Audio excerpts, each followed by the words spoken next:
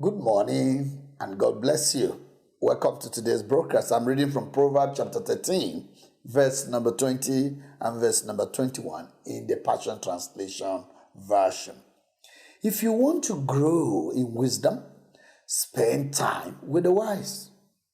Walk with the wicked and you will eventually become just like them. Calamity chases the sin chasers, but prosperity pursues the God lover. What a word. Yesterday, we read the scriptures that told us in 1 Corinthians chapter 15, verse number 33, to stop fooling ourselves. And eventually, we found out that what could make a wise man foolish is keeping wrong company.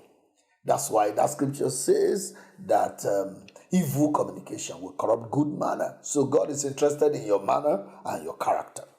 But today on, he is so specific and we will go into that. But the first thing I'd like you to understand is, if you hang out with chickens and expect to soar like an eagle, it's going to be an impossible journey. You can't hang out with chicken and you expect that you're going to soar like an eagle.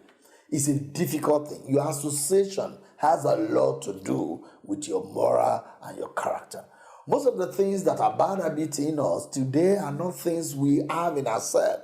They were things we pick on our way in a journey of destiny from people that we were close to, because influence is real.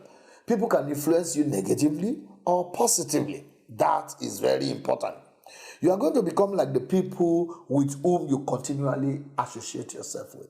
It's a spiritual law. You will become the kind of people you constantly associate yourself with. So if there is someone around your life who has things you don't want, the first thing to do is to distance yourself from them. Otherwise, your spirit, your soul, your thought will be picking their bad value. And someone says that it's easier sometimes to pick bad habit than the good one. If your friends are people of excellence, kind, considerate, generous, those qualities are going to rub off on you before you know it. So if you want a new beginning this year, find people who have those new beginnings and associate with them.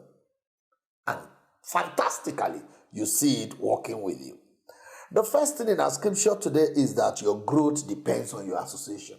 That's why that scripture says, if you want to grow in wisdom, you can't be wiser than the associate you keep. If you're going to become wiser, you have to change your association. That's why the teachers that taught us in class 1 were different from the ones that became our teacher in class 2. Just like that, because you are taught by the kind of people you associate yourself with. So if your wisdom is going to grow, you have to read books from people who are wise.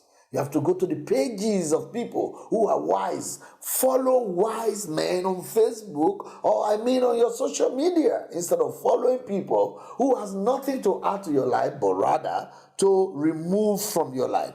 The scripture we have read today is saying that it's foolishness to hang around those who are in your past instead of those who are in your future. Spend time with the wise and then you'll be wise. So wisdom is so cheap. All you need is to discover those who have it.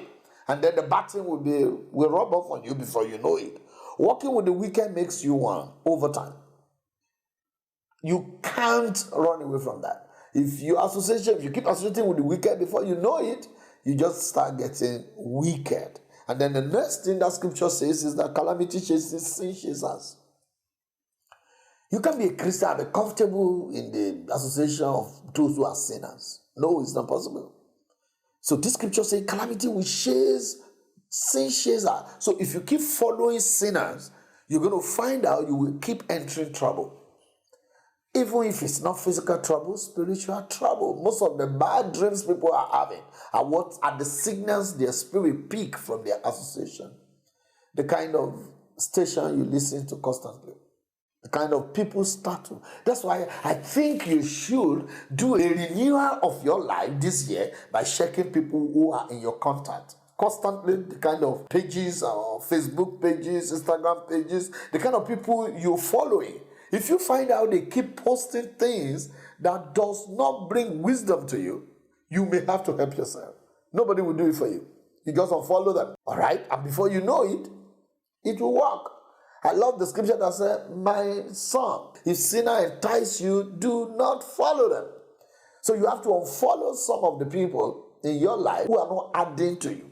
I like you to see the last part of that scripture, prosperity pursue God's lover. So find out those who love God. Most of the negative things some people have about church, about pastors, were gotten on social medias. And those things were taught by those who are not going to church, those who are backslided. So I think you should check out people who are teaching you stuff. There is no way unbeliever can teach you how to dress. It is not possible because our sense of dressing as a believer is different from unbeliever home. So if constantly the people that are influencing your dressing sense are unbeliever, very soon you're going to begin to dress indecently, rashly, wrongly. If you're reading and keep reading the messages of people who are not Christian, they are going to begin to put in your word. If they are trending, I agree. They are trending things, but before you know it, your spirit, your soul begin to pick them. And before you know it, evil communication corrupt good manner. So what God is asking us to do is that we should soar with egos. Like I said sometimes ago, that evil or bad habits are best replaced. Unfollow bad people and begin to follow people that teach value, virtue, that are teaching wisdom. People who are in the line of your career, who have been successful in the area of your business. Unfollow those who are going to drag you down and follow those who are going to take you up. Evil association corrupt good manner. Any day, anywhere. So if you're going to live for God, you have to find out who are the people you are hanging around. Who are the people hanging around your life. It's going to be a wonderful week for you. God bless you.